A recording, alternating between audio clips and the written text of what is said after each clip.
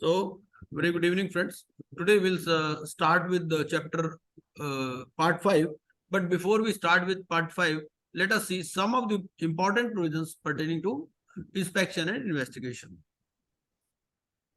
So, section 217 says that if a complaint is received against an IPA or its member or information utility or an IPE, so they can file a complaint to the board in such form within such time and manner and as may be specified.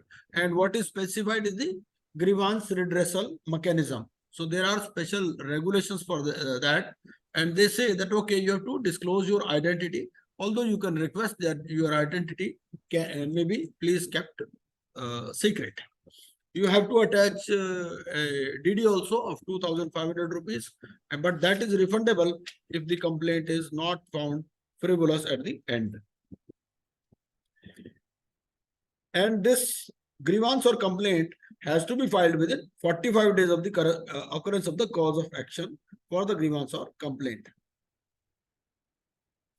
And if you can supply sufficient reasons justifying the delay, then this period can not exceed 30 days. So another 30 days. So you have to apply within 45 days of the occurrence of the cause of action of the grievance, but another 30 days can be allowed if you can supply sufficient reasons. So there are a lot of provisions regarding this grievance and complaint handling procedure. So we will discuss about them in detail when we take up the case studies from Monday onwards. So what it says, so 218 says where the board on receipt of a complaint under section 217 or has reasonable ground. So it could be suo motu also or on a complaint that any IPA or IP or IPE or information utility has contravened. So what they will do? They will, by an order in writing, direct any person or persons to act as an investigating authority to conduct an inspection or investigation. Okay. And on the exam, so then the investigating authority will give the report, and then the disciplinary committee, if it is satisfied that sufficient cause exists, it may impose penalty or suspend or cancel the registration. So these are some of the provisions. Some of the provisions we saw yesterday also. Now regarding finance, accounts and audit. So the central government may, after due appropriation made by parliament by law on this behalf, make to the board grants of such sum of money as that government may think fit for being utilized for the purposes of the code. So central government can give grants after due appropriation made by parliament by law on this behalf. Okay. So the central government can give grants to the board. Section 222 talks of the board's fund. So it says there shall be constituted a fund to be called the fund of the Insolvency and Bankruptcy Board. And all grants, fees received, sums received by from the central government. And this fund is to be applied towards the salaries, because this board, this IBBI is also maintaining certain staff. So how the salaries are to be met? They are to be met out of this fund. So the government issues them grant, and they can ask also for fees. Some of the provisions regarding fees we saw yesterday also, that an IPE or IPE has to share certain percentage of the fees, which is normally 1%, based on the income earned in the previous financial year up to 30th of the following month. Then accounts and audit, CAG will be auditing their accounts. This we have already seen. Now part 5. Part 5 talks of miscellaneous provisions. So the first section in this regard is section 224. So section 224 says that there will be an insolvency and bankruptcy fund. So what you have to remember is that this insolvency and bankruptcy fund is different from the board fund. Board fund is there in section 222. Okay? So that is the board fund, and now in 224 it talks of insolvency and bankruptcy fund. So it says that there shall be formed a fund to be called the insolvency and bankruptcy fund for the purpose of insolvency resolution, liquidation and bankruptcy. And what shall be credited to the account? The grants made by central government, the amounts deposited by persons as contributions, and the amounts received in the fund from any other source, and the interest or other income received out of the investment made from the fund. And then there is a provision that suppose a person contributed and now that person is into CIRP, so he can reclaim for withdrawal of funds not exceeding the amount contributed by it for making payment to workmen, protecting the assets of such persons, meeting the incidental costs during the proceedings, or such other purposes as may be prescribed. So there is a distinction between 222 and 224. 222 talks of board's fund and 224 talks of insolvency and bankruptcy. Then section 225. Section 225 says that there is a power of the central government to issue directions to the board, because we know that the central government, by virtue of a notification, promulgated this board. This board acts as the regulator for the insolvency profession. So it says the board shall exercise, in exercise of its powers or the performance of its functions, be bound by such directions on questions of policy as the central government may give in writing to it from time to time. So the policy framing will be done by the central government, provided that the board shall, as far as practicable, be given an opportunity to express its views before any direction is given under this subsection. And the decision of the central government as to whether a question is one of policy or not shall be final. Now, what type of question they can ask on this? They can ask a question whether a state government can issue directions to the board. So what will be your answer? Suppose they put a question to you on section 224 that whether state government can issue directions. So the answer No, will sir. probably the answer Central government. yes, Central government. only the central government, and that too on the questions of policy. And what is the question of policy? That will be decided by the central government. Now section 226. So section 226 says powers of central government to supersede. So they say that okay, if at any time the central government is of the opinion that on account of grave emergency, the board is unable to discharge the functions and duties imposed upon it or under the provisions of the code, or that the board has persistently not complied with any direction issued by the central government. So what they will do? So in this case, they will supersede the board. So I think now I can again open that PPT of that bare code.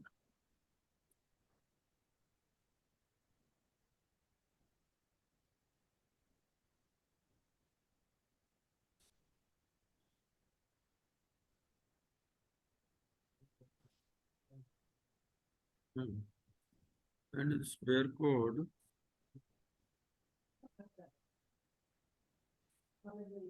Let me go to section 225.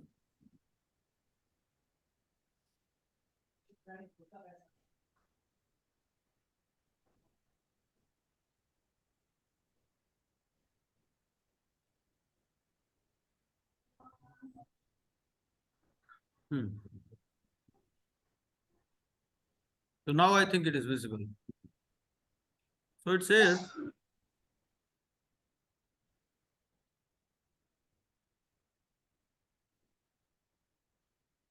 (224) says that the central government has the power to supersede the board. This we have already seen.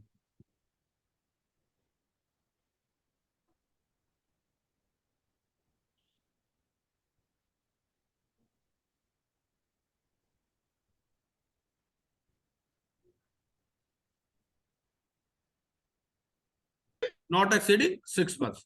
So the central government by notification also can supersede the board for a period not exceeding 6 months, as may be specified in the notification. So it could be for 3 months, but not exceeding 6 months. Now, what will be the effect of such a notification? So all the members shall, as from the date of supersession, vacate their offices as such, and all the powers, functions, and duties which may be or under the provisions of the code be exercised or discharged by or on behalf of the board shall, until the board is reconstituted, be exercised and discharged by such person or persons as the central government may direct. And all property owned or controlled by the board shall, until the board is reconstituted, vest in the central government. So the property will vest in the central government, and the powers of the board will be exercised by the such persons as the central government may direct. And now when this period expires, when this period of 6 months expires, what will happen? So on the expiration of the period of supersession specified in the notification, the central government may reconstitute the board. Okay, by a fresh appointment, and in such cases, any person or persons who vacated their offices shall not deemed disqualified for appointment. So there could be a question here that okay, the board was superseded by virtue of notification by central government. Can the persons who vacated their office, can they be again appointed? So the answer will be yes, because it says shall not be deemed disqualified. So there is no deeming disqualification. So naturally, so they can be appointed as well. There is no bar as such, provided that the central government may at any time before the expiration of the period of supersession take action under this subsection. And the central government shall cause a notification issued under subsection 1 and a full report of any action taken under this section and the circumstances leading to such actions to be laid before each house of parliament at the earliest.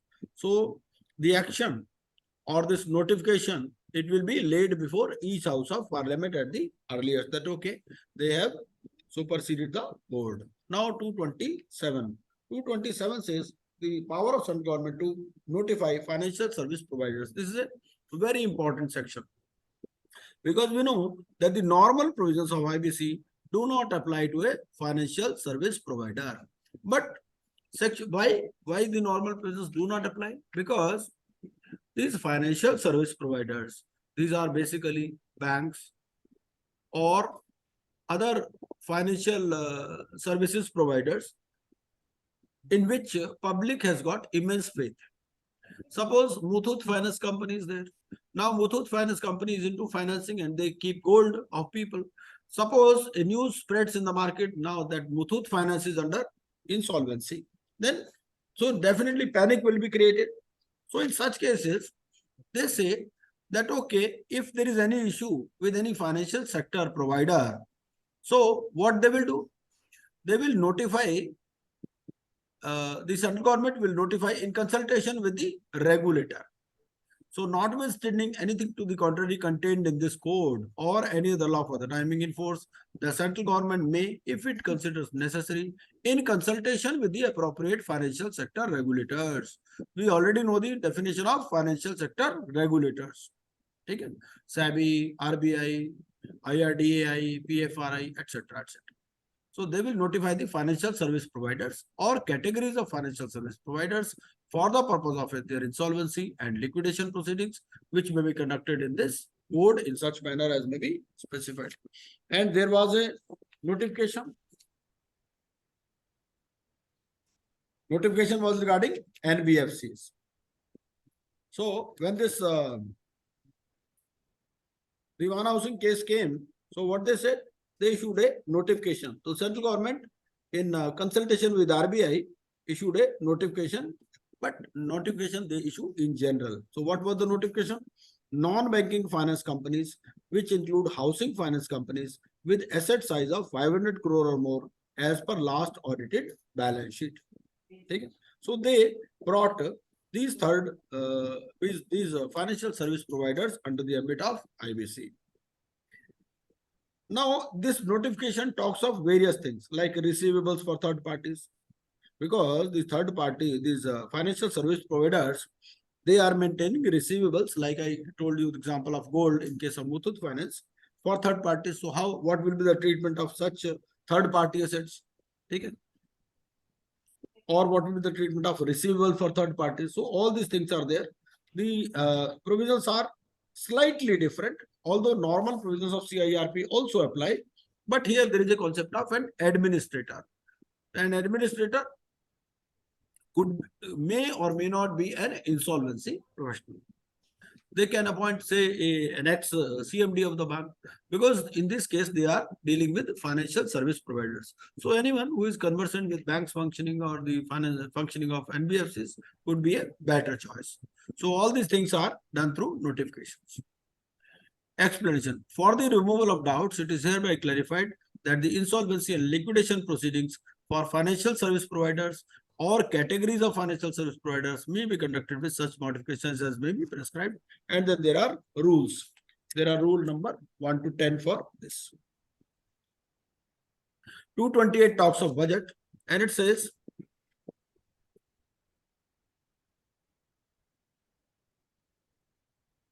that the board shall prepare in such form and at such time in each financial year as may be prescribed its budget for the next financial year, showing the estimated receipts and expenditure of the board and forward the same to the central government. So what they will do? They will prepare a budget for the next financial year. 229 talks of annual report. So annual report, the board shall prepare in such form and at such time in each financial year as may be prescribed its annual report, giving a full account of its activities during the previous financial year and submit a copy thereof to the central government. And a copy of the report shall be laid down before each house of parliament as soon as possible. And then there are rules for this, the Insolvency and Bankruptcy Board of India annual report rules. So what these annual report rules says, they talk of the time schedule for submission of the annual report. It says that the approved and authenticated annual accounts to be made available by the IBBI to the concerned audit office and commencement of audit of annual accounts 30th June. Then issue of the separate audit report in English with audit certificate to IBBI 31st October. Submission of the annual report and audited account to the MCA 31st December. So these are specified in the rules that what are the dates for submission. Then 230 talks of delegation. The board may by general or special order in writing delegate to any member or officer of the board subject to such conditions if any as may be specified in the order such of its powers and functions except the powers under section 240 as it may deem necessary. So the power to make regulations cannot be delegated, but any other powers can be delegated. Because section 240 refers to the rule making powers. Then 231 says bar of jurisdiction. That okay, because it is expected to be a time-bound process. So no civil court shall have jurisdiction in respect of any matters in which the adjudicating authority or the board is empowered by or under this code to pass any order. So no stay, no injunction, nothing shall be granted by any court or any other authority in respect of any action taken or to be taken in pursuance of any order passed by such adjudicating authority or the board on this. Now, what could be the any other authority here in 231? So any other answer for this? Because we know there are certain institutions which have got power equal to the court. Say SDM courts are there, revenue courts are there, Tehsildar courts are there. So there is a complete legal system which acts in parity with the court procedures. So this 231 talks of the other authority. So they can ask you a question, what is meant by the other authority, or the other authority mentioned in bar of jurisdiction includes or it does not include. So they could give you certain options for this.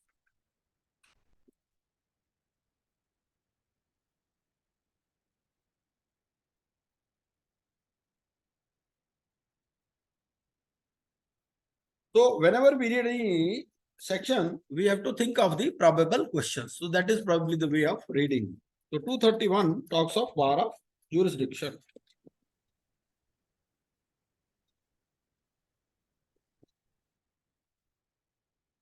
So it could be, say, a tribunal also could be there. Say labor tribunal is there or something. There are so many tribunals. So all those jurisdictions are barred.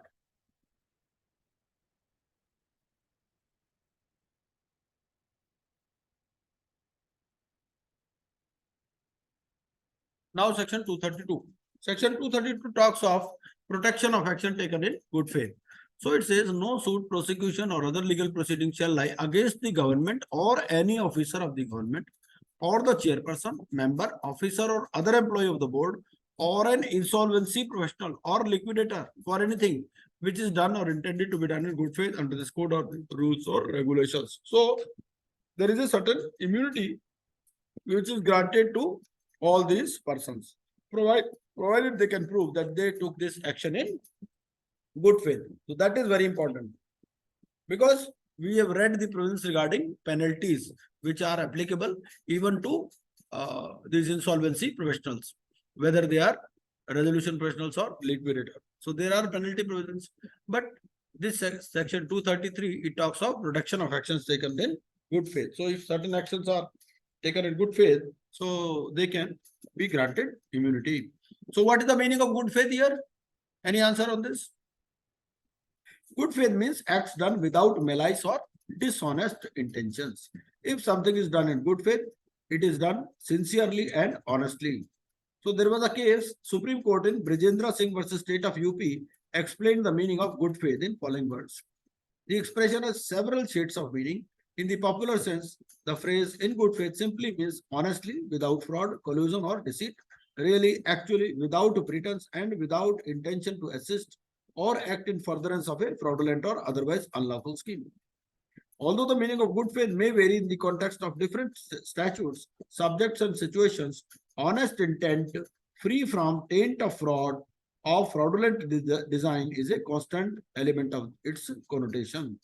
Even so, the quality and quantity of the honesty requisite for constituting good faith is conditioned by the context and object of the statute in which this term is employed. It is a cardinal canon of construction that an expression which has no uniform, precisely fixed meaning takes its color, light, and content from the context. So this is the meaning of good faith.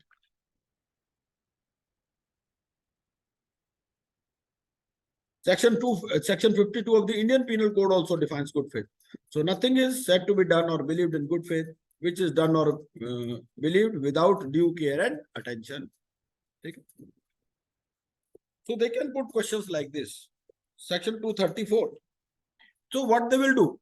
Actually, they will pick up a particular section, and then they would like to know whether the student knows about that section or not.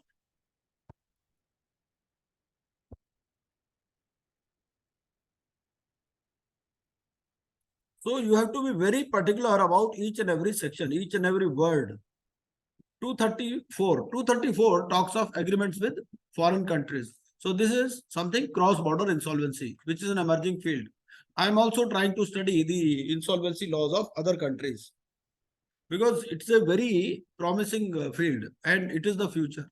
So agreements with foreign countries, the central government may enter into an agreement with the government of any country outside India for enforcing the provisions of this code. And the central government may, by notification in the official gazette, direct that the applications of provisions of this code in relation to assets or property of corporate debtor or debtor, including a personal guarantor of a corporate debtor, as the case may be, situated at any place in a country outside India with which reciprocal arrangements have been made, shall be subject to such conditions as may be specified. So as we know, there are UNCITRAL arrangements. So UNCITRAL obligations are there, which are based on the concept of mutual faith and cooperation. Because when dealing with a foreign country, you cannot put something forcefully. So there is a concept of mutual cooperation, and Indian government has also entered into agreements with various countries which are based on the concept of mutual cooperation. Then section 235, it talks of letter of request to a country outside India in certain cases. So section 235 says that notwithstanding anything contained in this code or any law for the timing in force, if in the course of insolvency resolution process or liquidation or bankruptcy proceedings, as the case may be, the resolution professional, liquidator, or bankruptcy trustee, as the case may be, is of the opinion that the assets of the corporate debtor or debtor, including a personal guarantor of a corporate debtor, are situated in a country outside India with which reciprocal arrangements have been made, he may make an application to the adjudicating authority that evidence or action relating to such assets is required in connection with such process or proceeding. So who can request? The RP, liquidator, or bankruptcy trustee. Okay? In case the assets are located outside India. And the adjudicating authority, on receipt of an application under subsection 1 and on being satisfied that evidence or action relating to assets is required in connection with insolvency resolution process, it may issue letter of request to a court or an authority of such country competent to deal with such request. Now, what could be the probable questions on this section 235? So they can say that, okay, RP is of the opinion that certain certain assets of a company of the CD are located outside India. The RP wants to make an application to the adjudicating authority. So what is the section under which this application shall be made? Option 1, subsection 19, subsection 2. Option 2, section 235, and they can give one or two more options. Because if you have not read this section, then you might be tempted to answer it as 19.2. So 19.2, because 19.2 talks of application to the adjudicating authority. But this is a specific section dealing with foreign countries, 235. Now 235A. 235A says punishment where no specific penalty or punishment is provided. We have seen the provisions relating to punishments, but there could be certain situations when no penalty is provided. So then this is a section which answers this situation. So if any person contravenes any of the provisions of the code or rules or regulations made thereunder for which no penalty is prescribed, so in such a situation,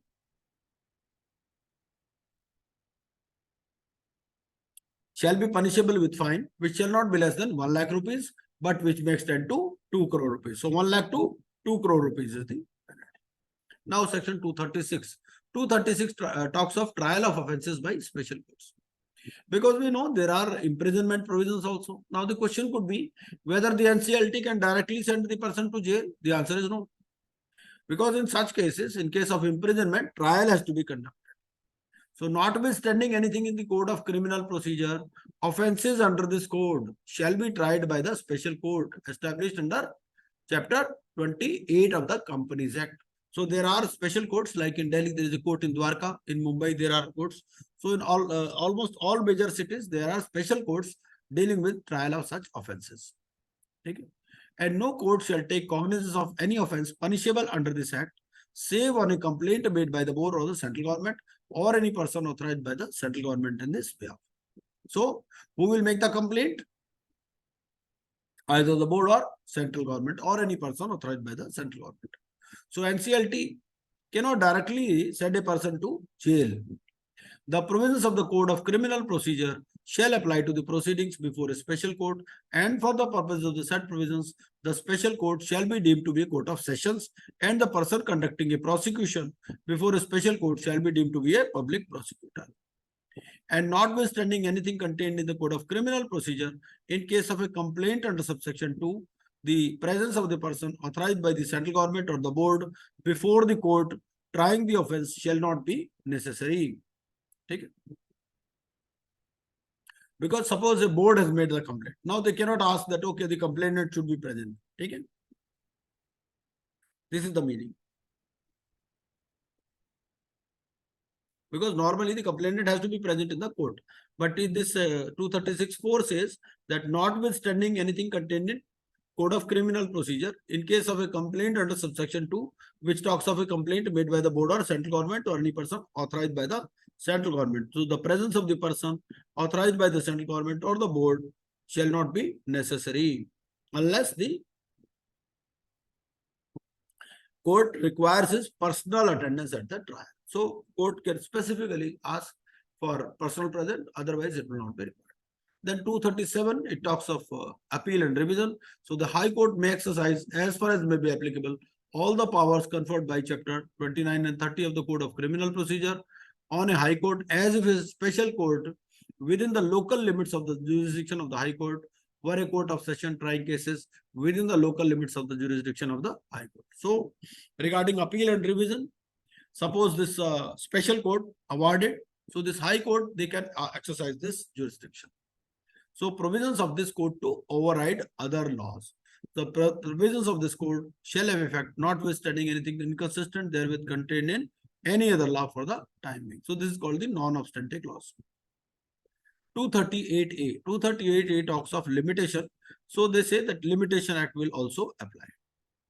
Then 239 says the power to make rules. So central government may by notification make rules for carrying out the provisions of this code. Okay. And what could be the rules? Any of the following matters. Any other instrument which shall be a financial product. Because financial product, sometimes they say no, that or any other product which can be notified. So this power is given by 239. Other accounting standards. So these are the, because we have read in various sections that okay, or any other which may be notified by the central government. So this is the section which is giving them the power.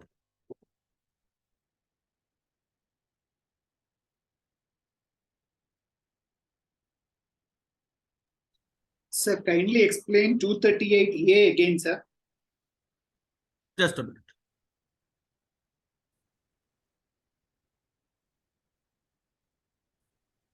Now 238A says that the provisions of the Limitation Act shall, as far as may be, apply to the proceedings or appeals before the adjudicating authority, NCLAT, DRT or DRAT as the case may be. So when this law came, why this 238A came actually? 238A came because initially when IBC code came, there was a lot of confusion whether the old proceedings which had become dead, whether they will stand revived. Because some of the persons were of the view that once this IBC has come, so with effect from December 2016, it will revive the old debts also. And suppose something is due as on 1st December 2016, when this IBC code came, so proceedings can be initiated under section 7 or 9. Now what 238 says? 238 says that okay, this Limitation Act also applies. Suppose a debt was taken in say 2010. Okay? So when it was taken in 2010, it became time barred in 2013. So within a period of 3 years. But then if we read the Limitation Act, which is also in our syllabus, so we read that there is a section 5 in Limitation Act which says that any delay could be condoned, or whenever there any court proceeding is going on, so the period of limitation stand extended. Like we have seen section 14 also. In section 14 also, during the moratorium period, the limitation period will be held to be in abeyance. So the logic behind this provisions of Limitation Act to apply is that okay, if a debt has become time barred, it cannot be revived through this IBC. So IBC will not give a new lease of life to the debts which are already time barred. But if there is a condonation of delay, if there is any legal proceeding going on, say under SURFACE or some other act, or there is a condonation of delay, so in that case, definitely applications can be made under IBC, but otherwise in normal parlance, Limitation Act will apply. I think now it is more clear. Yes, sir. Kindly, just one small doubt, sir. Yes, like, please. for example, say within 3 years earlier, before the act was code was commenced, there was a case which is already going in, say DRT. Now right, that can be transferred to NCLT. Suppose it is not transferred, sir, then that proceeding is not complete. So can due to default of that period prior to the code, because the legal proceeding is going on in DRT, can that financial creditor come and file application in yes, under IBC? Yes, yes. Actually, they say there have been various court judgments on this, and they say that okay, forum hopping is not allowed. Okay. But normally, IBC being a beneficial legislation, IBC, as we have understood, is a beneficial legislation for the corporates. And it is time-bound manner also, it is more effective. So normally, the financial creditors will prefer an application. And whatever were the earlier cases, even winding up petitions which were pending up, so the court said that, okay, all those petitions can be transferred to NCLT. Now, NCLT has the jurisdiction. Rather, the high courts should free themselves of this burden and they should transfer all the pending proceedings to this adjudicating authority. Unless... So that means that the person has to withdraw there and file here, sir? Naturally, yes, naturally. Okay, you can't continue both. He No, can't continue no there and forum file. hopping is allowed. Forum hopping is not allowed. He cannot continue at both the stages. Right, sir. So he has to make a choice, and definitely he will make a choice in favor of IBC. Because like we have read the case of Innovative Industries. In Innovative Industries, it was already a case was going on. It was a debt restructuring case, but when IBC came, they preferred to file an application in NCLT. So normally, many of the cases, because when with the initial cases, they were only the transfer cases. Because when this IBC started, the cases were already going on because recoveries were pending definitely in many cases. So all those financial creditors, they preferred to opt for this NCLT provisions. Thank you, sir. Now 240 talks of power to make regulations. It says the board may, by notification, make regulations consistent with this code and the rules made thereunder to carry out the provisions of this code. Okay. And regulations could be regarding the form and manner of accepting electronic submission. The persons to whom access will be provided. So a lot of things are there. So power to make regulations. So wherever the word specified is written now, so all those sections are reproduced here.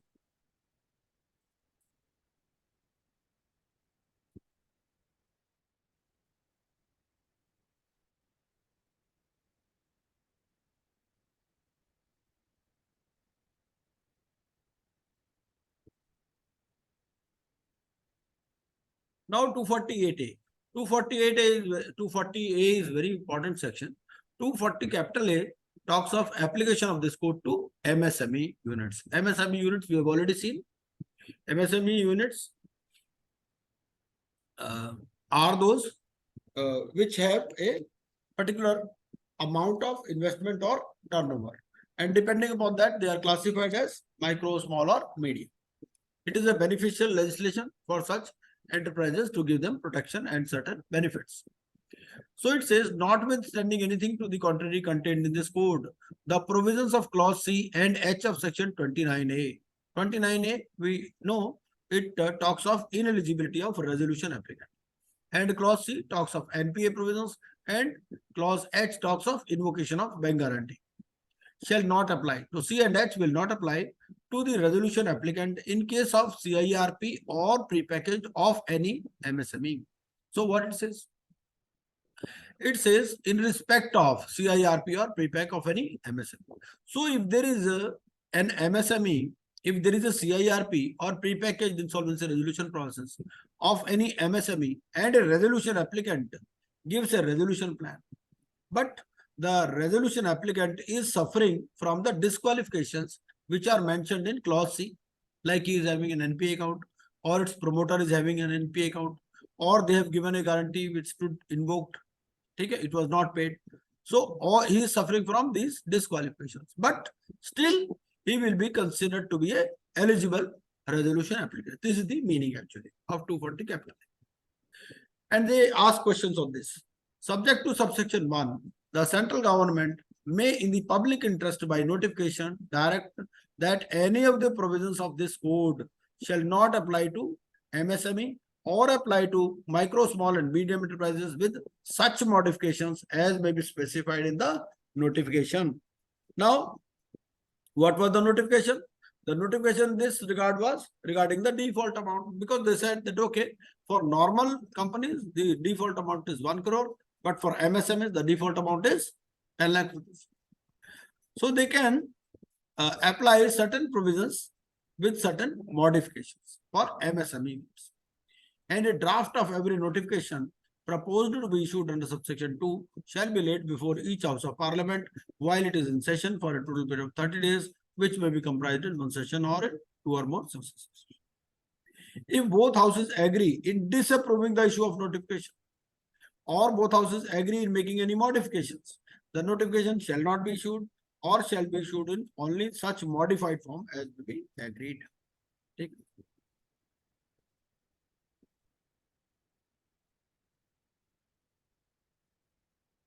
The period of 30 days shall not include any period during which the House is prorogued or adjourned for more than 4 consecutive days.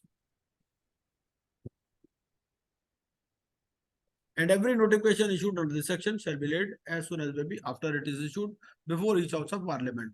So the question could be whether the government can issue a notification first and then lay it before each House of Parliament. So the answer will be yes. It could be a post facto approval also.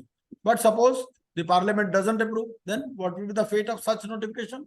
So it will either be held annulled or it will stand modified. Now 241, rules and regulations to be laid before Parliament. In the earlier 2 sections, we have seen that rules can be made by the central government and regulations can be made by the code.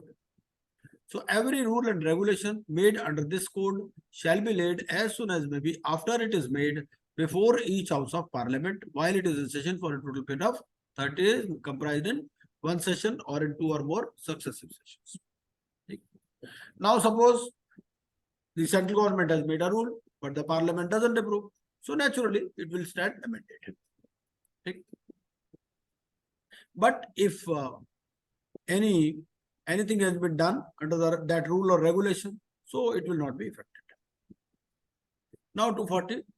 242 says, if any difficulty arises in giving effect to the provisions of this code, central government may by order published in the official gazette make such provisions not inconsistent with the provisions of the code as may appear to be necessary for removing the difficulty.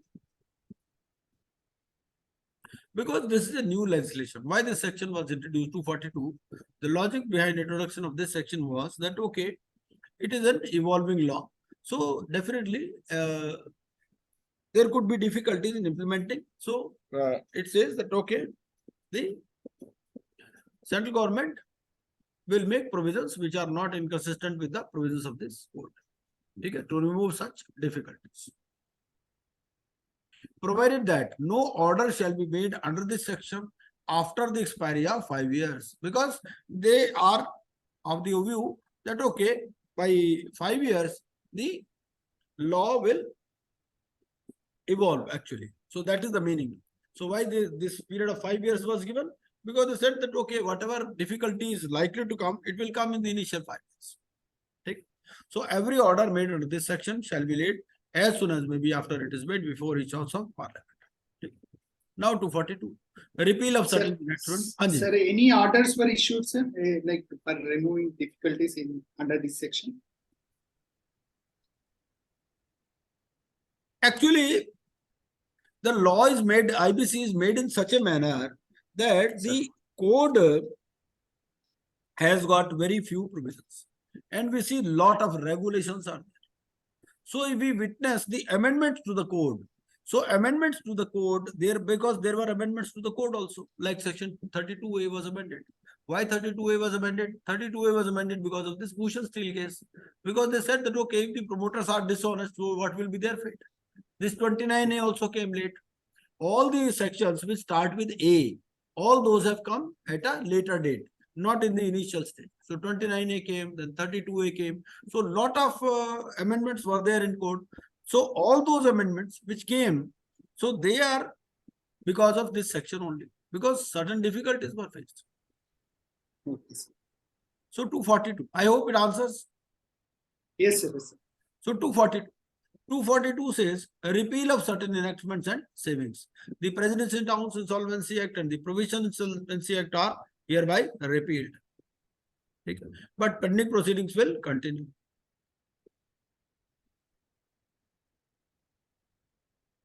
Any order, rule, notification, regulation, appointment, conveyance, mortgage deed, or agreement made, fees directed, resolution passed, direction given, proceeding taken, in pursuance of the repealed enactment will continue to be in force.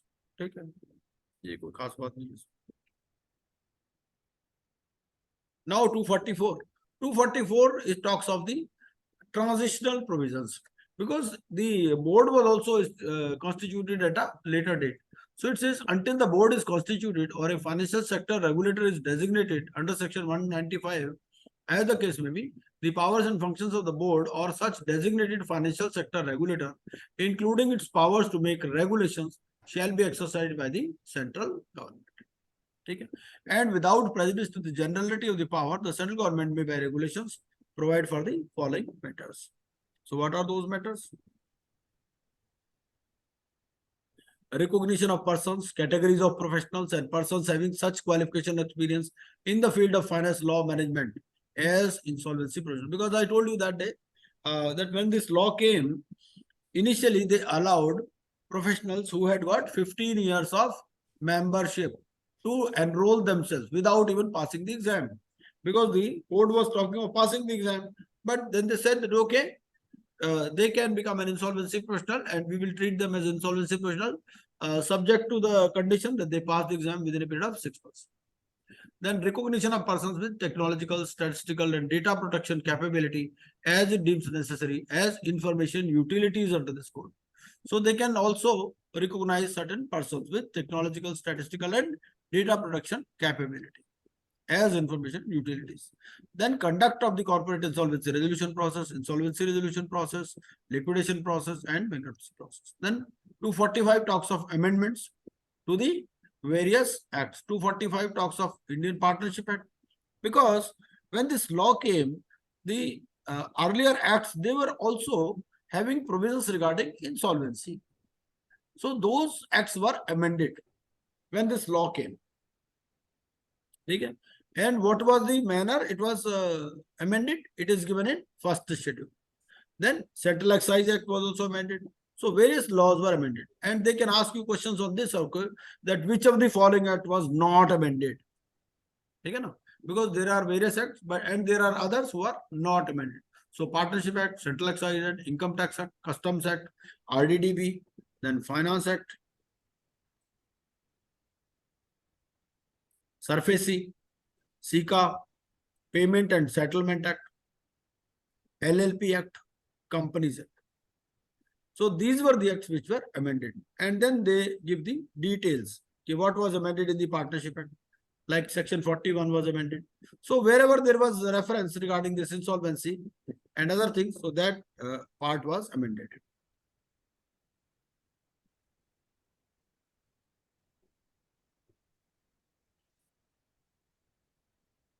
And this is the 12th schedule, which was added later. Earlier it was not there. Earlier there were only 11 schedules. But now they introduced this 12th schedule also. And then they included various acts in this. Because 29A talks of contravention of the various clauses. Clause D of section 29A. So these are the acts for the purpose of clause D of section 29A. Because 29A came late, so that is why this 12th schedule also was introduced at a later date.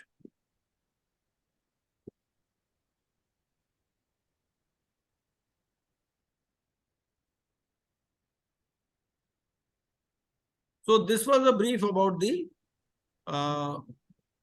various provisions of the code. Now let us see something about this information utility, because these days they are asking questions on this information utility. So let us see some of the provisions regarding this information utility. And they are asking question on section 8 companies also.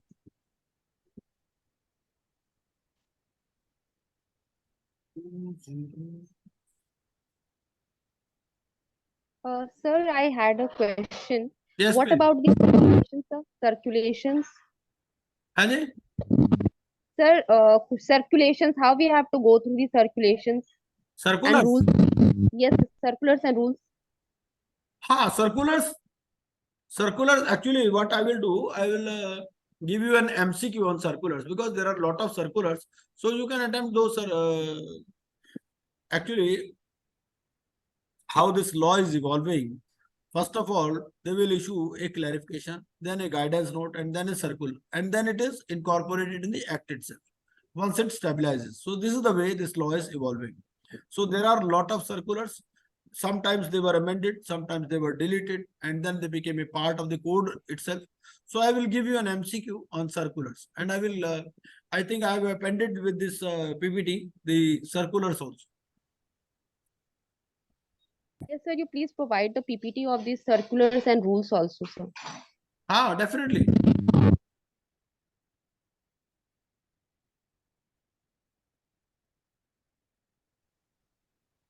ये information utility वाला कहाँ पर है sir ji? Sir, it is in 444. 444. Okay. Okay. So let us go through this. Okay. Thank you. So these are the information utility regulations. So let us see some of the provisions because they are asking questions on this. CIRP regulations, liquidation regulations, prepack regulations. I think we have already covered while we were discussing. So what is the application programming interface? So application programming interface means a mechanism that allows a system or service to access data or functionality provided by another system or service. Okay.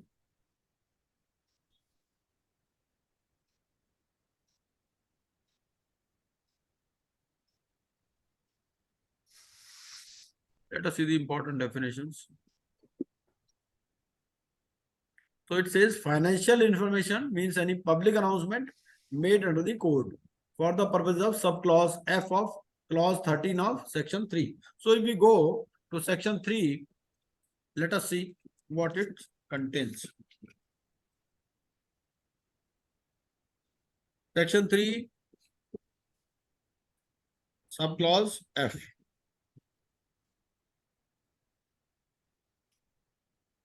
Of clause 13. 313F.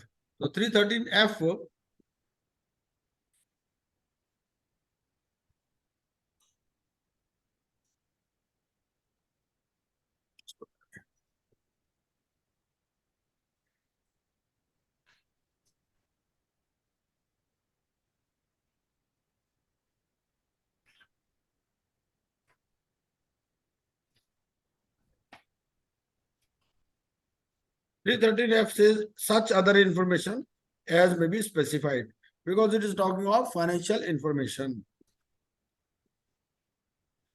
So when 330F you read, 313F says financial information in relation to a person means one or more of the following categories of information, namely, and 313F says such other information as may be specified. Now, what is this such other information? It is the public announcement made under the code. This is the meaning.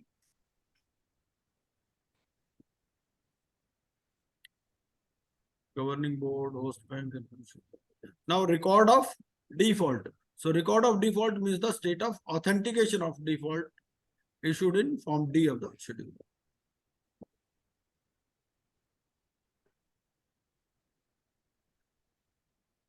So repayment account means the bank account to which a debtor is obliged to repay its debts as recorded in an information utility.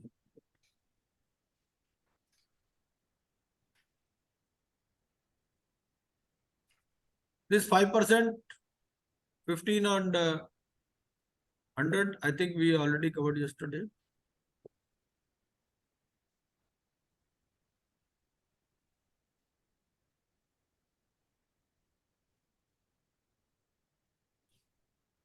The fees also has been revised. So now a person, if he is applying for as an information utility, so he has to give a non-refundable application fees of 10 lakh. Okay.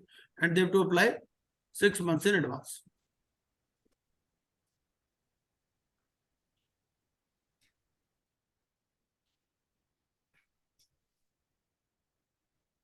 Let us see if there is anything important here. Now, conditions of registration. There is an amendment here, and it says the certificate of registration shall be valid for a period of 5 years, and the certificate of registration shall be subject to the conditions that the information utility shall, besides abiding by the code bylaws, pay a fees of 1 crore rupees to the board within 15 days of receipt of intimation of registration or renewal from the board as applicable. So this fees also has been revised to 1 crore. So they can, yes, Narasimha Rao ji, please. Narasimha Rao ji, you are asking something? Yes, sir. Sir, information, the data, who will give the information utility, sir? They will collect it from the banks or corporate debtor or a financial data, who has to give? I think we have already discussed this point.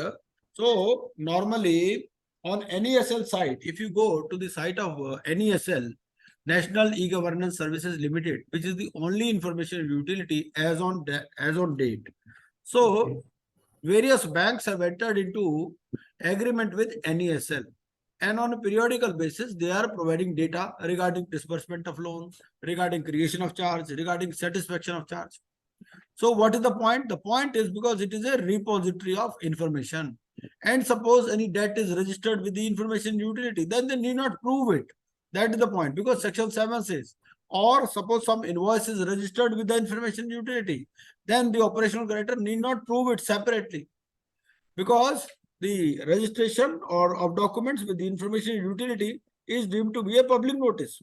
So that is why banks are giving information on periodical basis, and other users also, you have to register yourself with the this information utility for accessing any information or for submitting any information. Now suppose this bank gave the information that okay, such and such PAN number has availed loan facility from the bank. Now what NESL will do? NESL will shoot an email to that person that okay, we have been informed by the bank, this such and such bank, that okay, you have availed such and such loan or such and such charge has been created on your property. If you do not confirm within say 7 days of this communication, then it will be presumed that the information is correct. Now the person who got this mail has got 3 options. Number 1, he can say that okay, this information is correct, so it will be marked green. Second is, he stays mum, he doesn't answer. 3 reminders are given, but still he doesn't answer, then it is marked yellow. And third, he specifically denies it, then it is marked red. So this is the way the information is stored in the portal of NESL. Okay. I hope now it is more clear. Okay.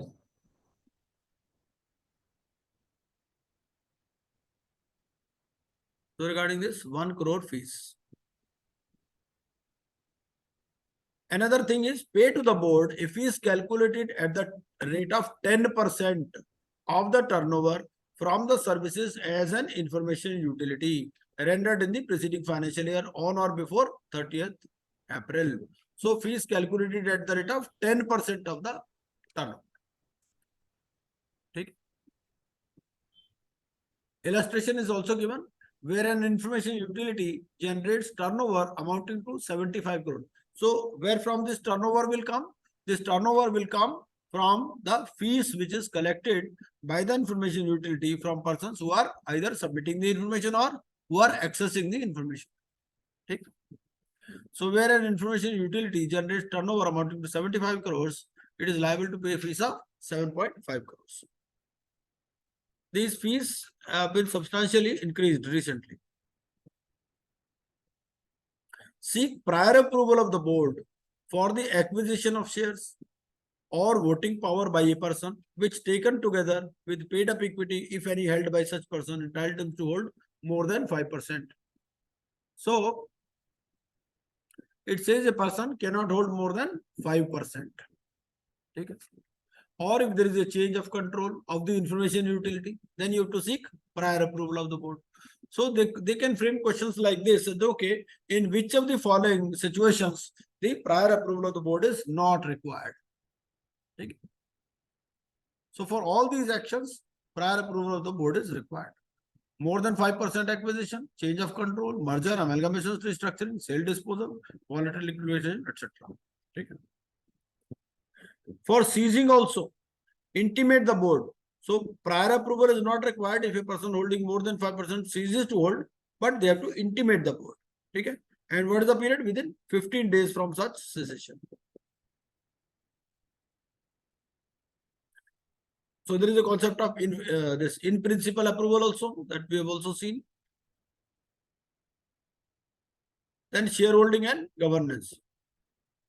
No person shall at any time, directly or indirectly, either by itself or together with persons acting in concert, acquire or hold more than 10%. Okay. So when you take persons collectively, okay, directly or indirectly, either by itself or together with persons, So they cannot hold more than 10% of the paid up equity share capital. Okay. But 25% in case of government company, stock exchange, depository, bank, etc. Now, if you read this provision, it is talking of 10%. But earlier we did about 5%. So how it is different? Let us see.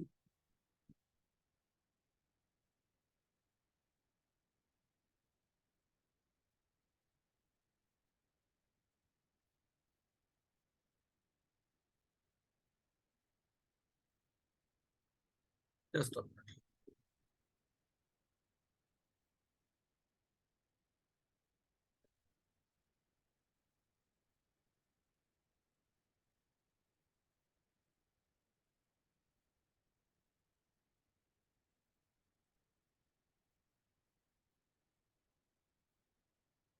Hmm.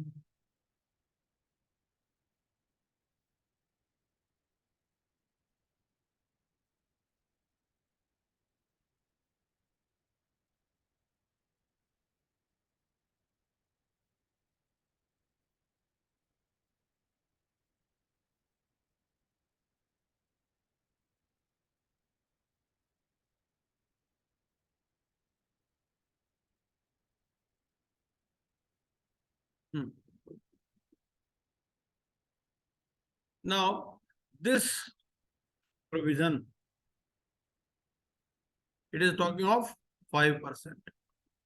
So what it says? So it is section 6. So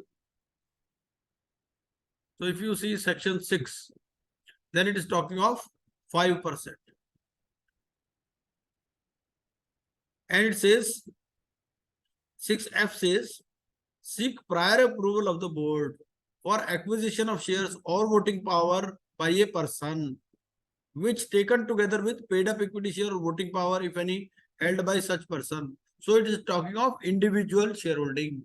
So individual shareholding cannot be more than 5%. And if it is more than 5%, then prior approval of the board is required. But regulation 8, it is talking of collective shareholding by a person acting in concert. So no person shall at any time directly or indirectly, either by itself or together with persons acting in concert, hold more than 10%. So this is the distinction between 5% and 10%.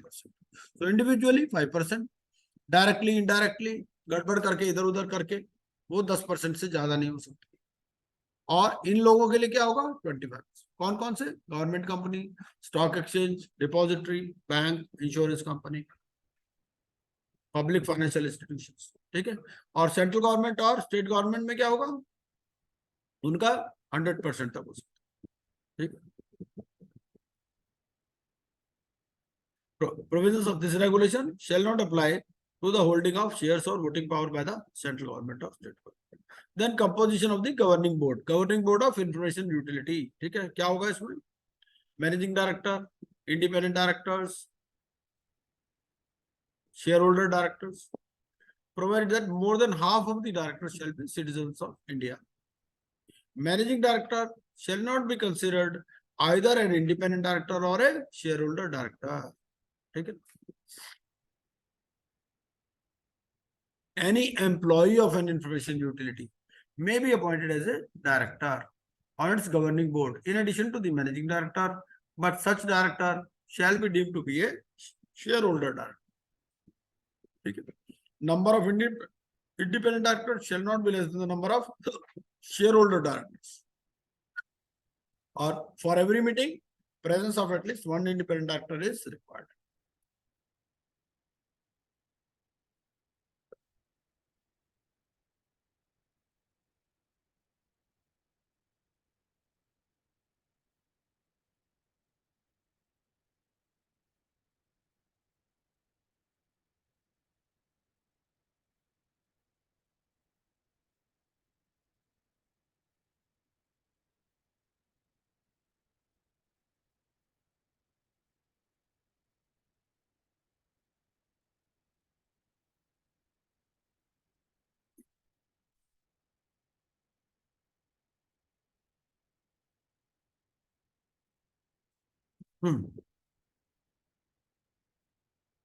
Now an independent director shall be an individual. So they can ask a question whether an independent director can be a company, whether a company can be an independent director. The answer will be no. Independent director shall be an individual, and these are the qualifications. And who is not a member of the board of directors of any of the shareholders holding more than 10% of the share capital of the information utility. Because this shareholding in the information utility will be of various persons. And we have seen the provisions regarding 5%, 10%, 25% or 100%. Now suppose there is a shareholder, whether the question here is whether that shareholder can be an independent director. So he cannot be if he is holding more than 10% of the share capital of the information utility. Okay. An individual may serve as an independent director for a maximum of 2 terms of 3 years each or part thereof, or up to the age of 75 years, whichever is available.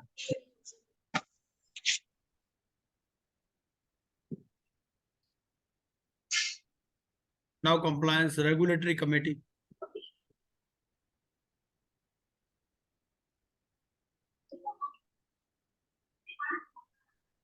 An information utility may constitute a regulatory committee from amongst the independent directors. So, who will be members of the regulatory committee? Independent directors. The regulatory committee, if constituted, shall oversee the information utilities compliance with the board. And the compliance officer shall report to the regulatory committee wherever constituted. So, what type of question they can ask on this regulation?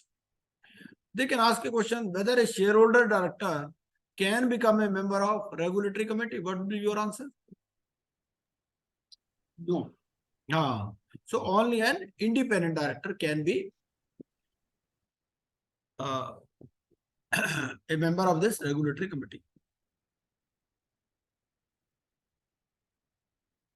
Whether an employee director can be a member of this regulatory committee, the answer will be no.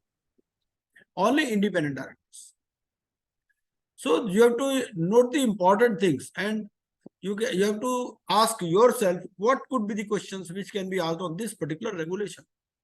And you have to remember it both ways. What is included and what is not included. Then compliance officer.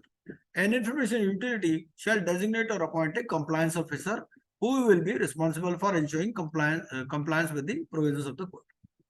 It says it shall designate or appoint a compliance officer.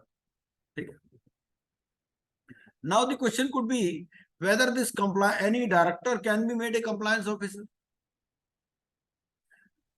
So No, sir. no, the answer is no. The compliance officer shall, because it is under the board, shall immediately and independently report to the board any non-compliance of any provisions of the code observed by him, and the compliance officer shall submit a compliance certificate, because lot of compliances are there. So there is a provision to designate or appoint a compliance officer. Like in factories, you might have observed that there is a board in every factory manager. So this factory manager is held accountable for all the compliances. So similarly here also there is a concept of compliance officer. Okay? And the compliance officer shall submit a compliance certificate to the board annually, verifying that the information utility has complied with the requirements of the code and has redressed customer grievances. And the governing board shall appoint or remove a compliance officer only by means of a resolution passed at its meeting. This is also important. So how this compliance officer can be removed? Only by means of a resolution passed at its meeting. What is the logic behind this? The logic behind this that compliance officer acts in an independent manner. Okay. So both the appointment and renewal is only by means of a resolution. Suppose they authorize one particular person, so then that this compliance officer could be under the influence of that person. So it says the governing board will appoint or remove. And what is the constitution of the governing board? Can you tell me? Who all are included in the governing board? Managing director, independent Yeah. directors, and the shareholders. Right. This is the composition of the governing board. Managing director, independent director, shareholder directors, provided that more than half of the directors shall be citizens of India and shall be resident in India.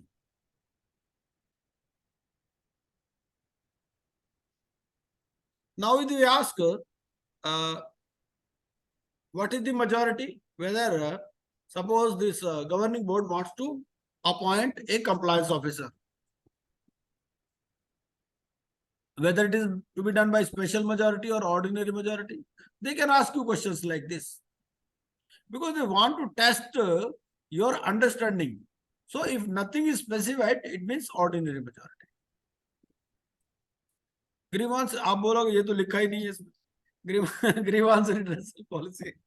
An information utility shall have a grievance redressal policy to deal with any grievance from any user or any other person or class of persons as may be provided by the governing board in respect of its services. And the grievance redressal policy shall provide for constitution of grievance redressal committee. ठीक है, ये क्या redressal policy में क्या होगा? Grievance redressal committee क्या होगी? Functions क्या होंगे? Format and manner of filing, maximum time and format, maximum time for disposal, ठीक है, details of mediation mechanism. तो ये सारा इसके अंदर.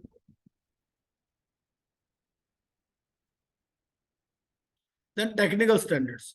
The board may lay down technical standards through guidelines for the performance of core services and other services under this regulations.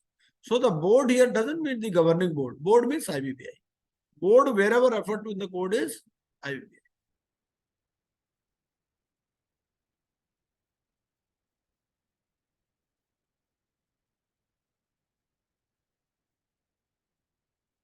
Then technical committee.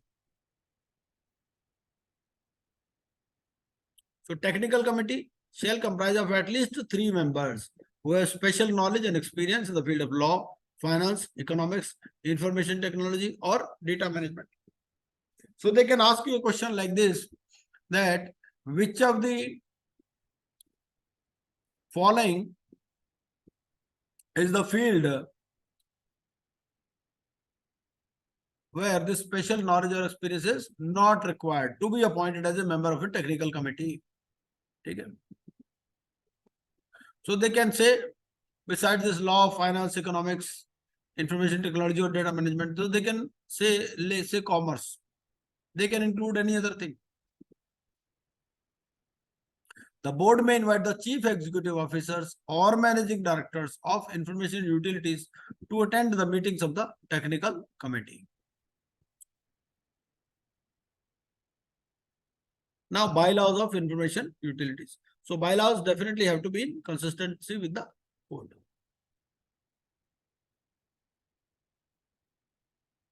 And the bylaws shall provide for the manner and process of providing core services, risk management, minimum service quality standards, including timelines for registration of users, issuance of record of default, issuance of annual statement, etc. Okay. And bylaws shall be published on its website. Then amendment. Amendment with special majority है, ठीक है. Within 7 days, resolution has to be filed with the board, and they will come into effect on the 7th day. This we discussed. Okay. And this amended copies within 15 days, printed copies.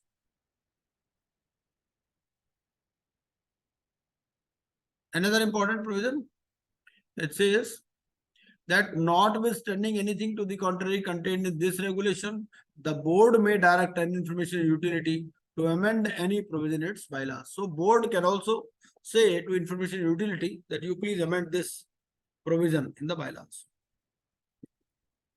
Then provisioning of services, registration of users.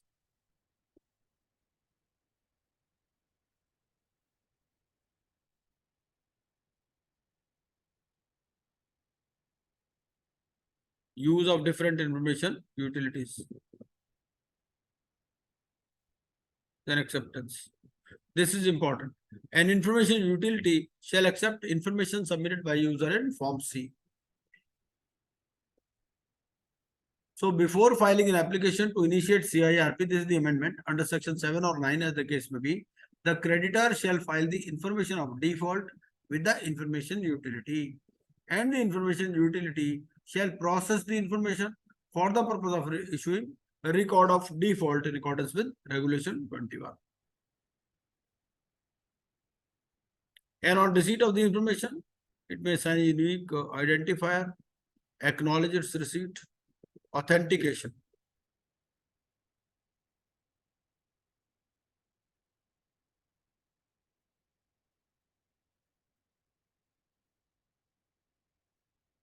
This is important.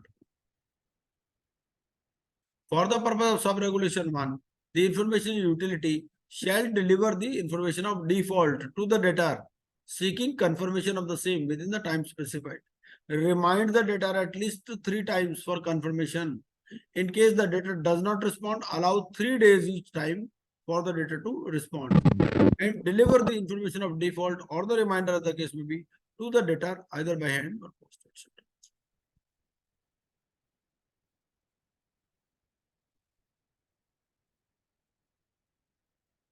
So this was what I was referring to. If it is authenticated, then green. If it is disputed, red. And if it is deemed to be authenticated, then yellow. If the debtor does not respond even after 3 reminders. Okay.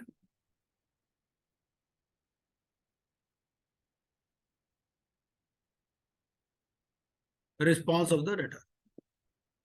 Okay. Green, red, or yellow.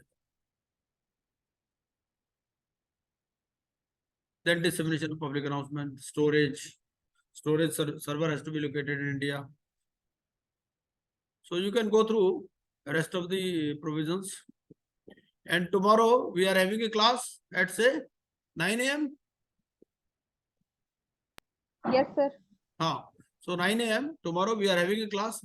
And I think what we can discuss is, we can discuss, what do you suggest? What we should discuss? Case laws better, sir. Case laws कर लेते हैं, ठीक है, case laws कर ले. हाँ, case laws कर ले. Sorry, I mean case studies, sir. Case studies, sir. Case laws means many case laws will be there and only 5 marks, 5% Okay. weightage. Case studies. So we will start with case studies at 9 a.m. and we will try to have a 3-hour class with some interval in between. Say at Yes, sir. 10:30 or so, we can have a 10 minutes break. And Sure, then sir. again. Studies will be on the topic of CIRP. हाँ जी, The case studies will be on the topic of CIRP, yes, CIRP. Because I think some of the case studies we have already done regarding this individual insolvency. We discussed when we were discussing the provisions, I think we discussed some of the case studies also. Like in individual insolvency, or we didn't discuss anything. कुछ तो discuss किया था हमने case studies का थोड़ा बहुत. there was only one case study, 1 or 2, but sir. We'll start with CIRP. We'll start with CIRP. Okay, sir. Okay. So from tomorrow onwards, we'll concentrate on case studies only up to 10th. So that we can have sufficient time. And from Monday, we can have a 1 hour class in the morning also, besides our usual evening session. So 8 to 9 a.m. in the morning and 8 to 9:30 in the evening. Okay, sir. Okay, sir. Fine. Sir, what about the information regarding other acts, sir? It's also having some weightage. What So, we can do is, we have prepared various case studies, so we will discuss the case studies. We will discuss those acts through case studies. I think it will help in better comprehension. Otherwise, we have our recorded lectures also. You can go through those recorded lectures. Lot of recorded lectures are there. But what we will do, like we'll have a case studies on Companies Act, Contract Act, Sale of Goods Act. So through case studies, we would like to understand those acts. okay, sir. Because the syllabus is so vast, na? Within 1 month also, it is very difficult to complete it. But one very important thing is that a very good understanding of the code regulations is required. So unless you understood the code, so it will be difficult to crack the case studies. Correct, sir. And if you are able to complete this 80 marks paper, then you can be sure of passing the exam. Out of 80, you must get at least 50, 55 marks minimum. It is not 100 marks paper, sir. You are saying 80 means what? No, 80 means because code and regulations are of 10 marks and then case studies are of 70 marks. So that is why I'm saying 80. Besides that, 20 marks are for 5 marks for case laws. Then 11 marks for this allied laws. And then 4 marks for general and financial affairs. Yes, sir. So for these 11 marks of allied laws, 4 marks are for the acts and 7 marks are for the case studies. So we'll try to cover everything. No, please don't worry about it. Or definitely you are going to be with us in next batch also. So you are with us only, no issues. Okay, sir. Huh? Okay, sir. And you are there with us till you pass the exam or you leave hope. We want to pass the exams. early. You have to. Okay, Ji, good night. Good night, And sir. 15 people have already enrolled for the new syllabus, for the new batch. So please circulate or you impress upon people to join the new batch. It is always better because our target is to take 20 students. Okay, sir. So 15 have already joined. Well, joined means they have already paid the fees. This batch, sir, how many have paid? In Our the, batch? in the current batch, 22. Oh my God. Very good. But attendance in last 10 days is very poor, sir. Hardly double digit bhi nahi ja raha hai. Actually, the problem is some of the students, they express their inability. There are some medical emergencies or there are some other issues. So they requested that, okay, we'll join later or something like that. Yes, sir. Yes. So maybe some personal issues could be there. Definitely we understand. Yes. Our purpose is that you should pass the exam. If you lose interest, I cannot do anything. There could be only 2 efforts from my side. I should try my level best to make you understand things. And I should try to accommodate you if there are any personal issues. So these are the only 2 things which are in my hand. Yes. Okay, Ji, good night. So tomorrow we are meeting at 9 AM. So Right, we'll sir. be discussing case studies on CIRP. Okay, thank you, sir.